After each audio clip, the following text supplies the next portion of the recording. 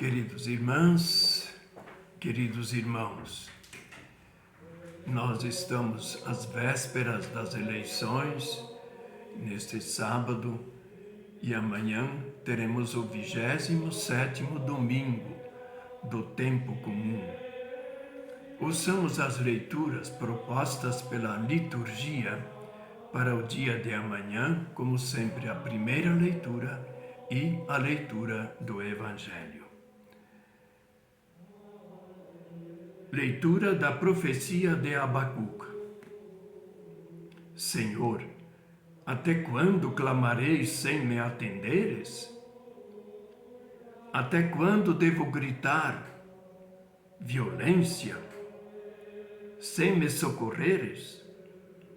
Por que me fazes ver iniquidades quando tu mesmo vês a maldade? Destruições e prepotência estão à minha frente. Reina a discussão, surge a discórdia. Respondeu-me o Senhor dizendo: escreve esta visão. Estende seus dizeres sobre tábuas, para que possa ser lida com facilidade. A visão refere-se a um prazo definido, mas tende para um desfecho e não falhará. Se demorar, espera, pois ela virá com certeza e não tardará. Quem não é correto vai morrer, mas o justo viverá por sua fé. Palavra do Senhor. Graças a Deus. A resposta, o Salmo responsorial é uma resposta de fé, né? E também de uma abertura para que Deus possa nos perdoar. O Salmo 94. Não fecheis o coração, ouvi vosso Deus. E ouçamos também o Evangelho, que é do capítulo 17 de Lucas. Proclamação do Evangelho de Jesus Cristo segundo Lucas. Naquele tempo os apóstolos disseram ao Senhor: aumenta a nossa fé. O Senhor respondeu: se vós tivesseis fé, mesmo pequena como um grão de mostarda, poderíeis dizer a esta amoreira: arranca-te daqui e planta-te no mar, e ela vos obedeceria. Se algum de vós tem um empregado que trabalha a terra ou cuida dos animais, por acaso vai dizer-lhe, quando ele volta do campo, vem depressa para a mesa? Pelo contrário, não vai dizer ao empregado: prepara-me o jantar, cinge-te e serve-me, enquanto eu como e bebo. Depois disso tu poderás comer e beber. Será que vai agradecer ao empregado porque fez o que lhe havia mandado? Assim também vós, quando tiverdes feito tudo o que vos mandaram, dizei: somos servos inúteis, fizemos o que devíamos fazer. Palavra da salvação. Glória a vós, Senhor. Umas breves considerações sobre as duas leituras.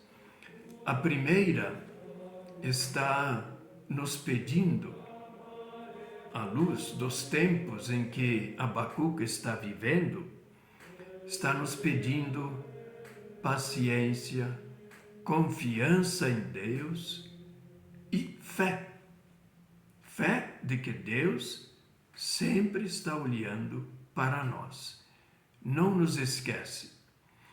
Vejam que o tempo em que este profeta estava agindo e falando, ele é contemporâneo ao profeta Jeremias, o último dos grandes profetas de Jerusalém.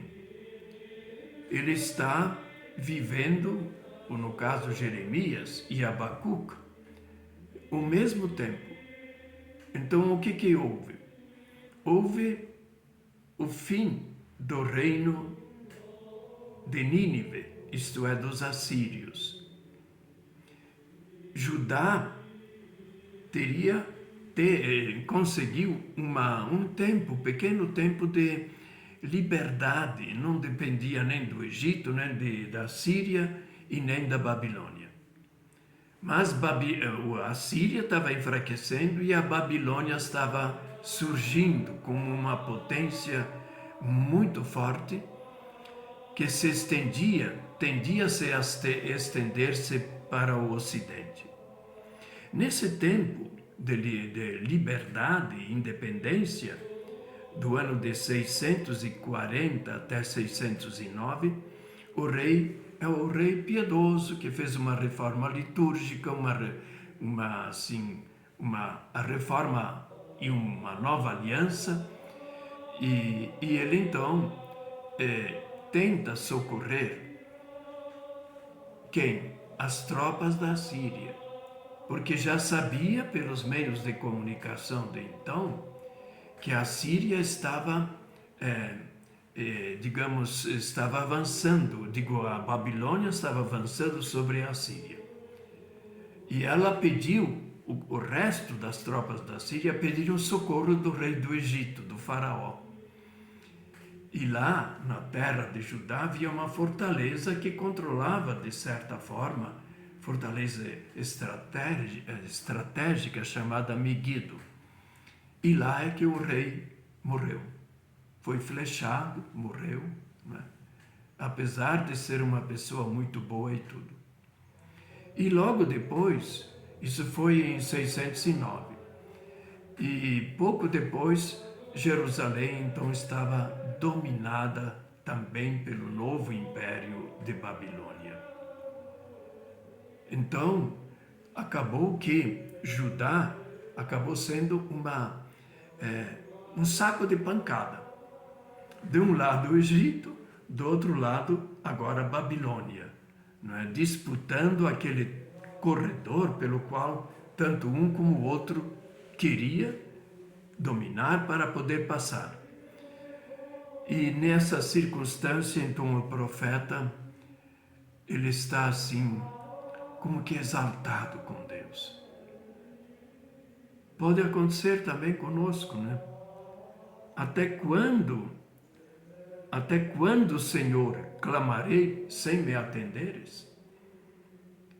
Uma situação que mais de um de nós pode estar sofrendo nesses tempos difíceis, de crise da pandemia e agora da guerra e as suas consequências, modificações, né, de leis trabalhistas em prejuízo dos funcionários, dos operários, muita gente desempregada, a fome está aí também à vista e sentida por milhares e milhares de pessoas, milhões de pessoas no Brasil. E ele então clama: até quando devo gritar? Ele gritava: Senhor, mas afinal de contas, tu nos salvas. Em que situação nós estamos aqui? Até quando devo gritar o quê? Violência. Não acaba. É violência. Até parece que estamos no nosso tempo, né? Tempo de eleições, tempo de esperança, mas também de violência possível, como a gente está sentindo, até com medo de se manifestar. Então, até quando devo gritar violência sem me socorreres? E depois uma queixa, não é? Quer dizer, o profeta, aquele homem de fé do Antigo Testamento, ele se sente muito ligado a Deus. Mas ele está achando nesse momento que Deus não está vendo, não está sentindo o que ele está sentindo, não é? Até quando fazes-me ver as iniquidades, a maldade, quando tu mesmo não a vês? Então parece que Deus está ausente. Deus não perde o controle da história humana. Claro que nós podemos ter ameaças de guerra, de nucleares, fome e miséria, mas a gente tem que manter a fé. É isso que o texto de hoje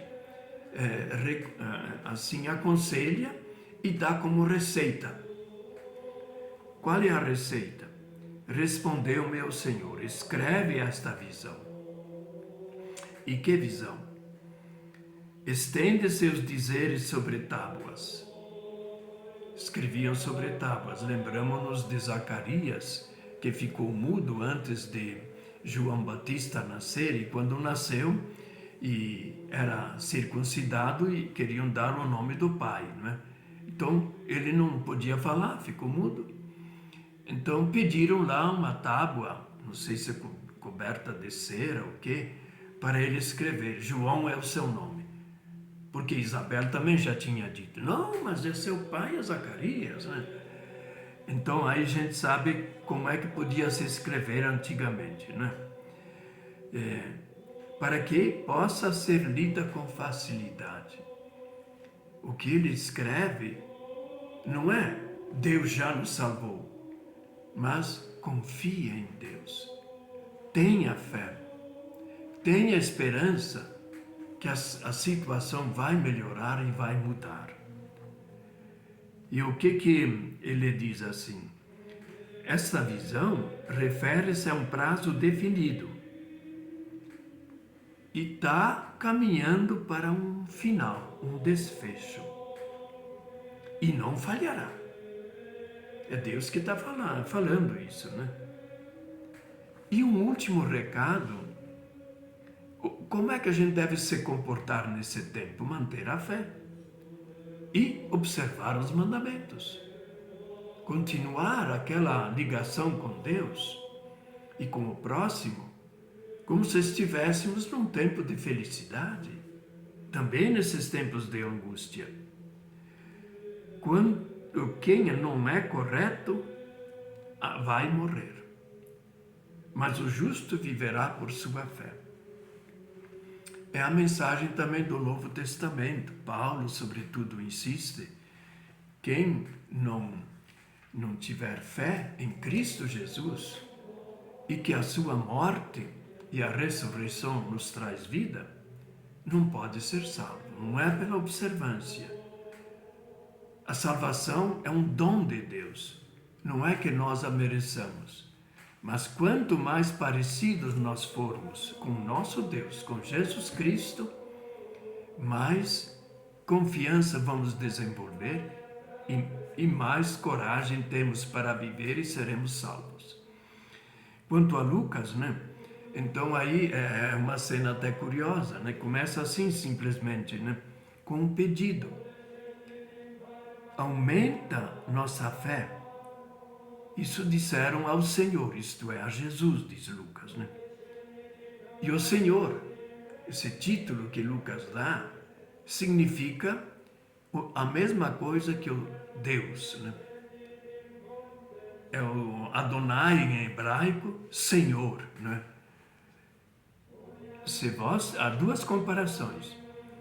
Se tivéssemos uma fé tão pequena, com um grãozinho de mostarda, que era lá na região, era a semente menorzinha, conhecida. Hoje nós poderíamos até ter uma comparação. Se a gente vai procurar a semente de eucalipto, a gente vai enxergar que ela é até menor do que a semente da mostarda, não é? Então, se tivesses uma fé tão pequena, a gente poderia dizer para uma montanha, vai para aquele lado.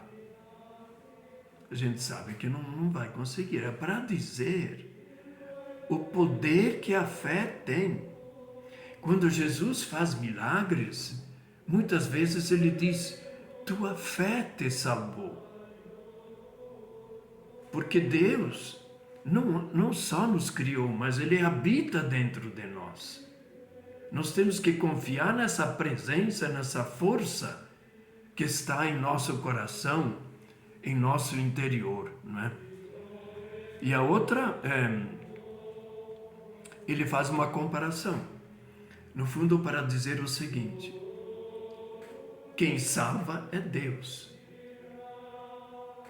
Nós, diante de Deus, temos que fazer aquele esforço de sermos mais parecidos, já que Deus nos fez a sua imagem e semelhança, mais parecidos como Deus é.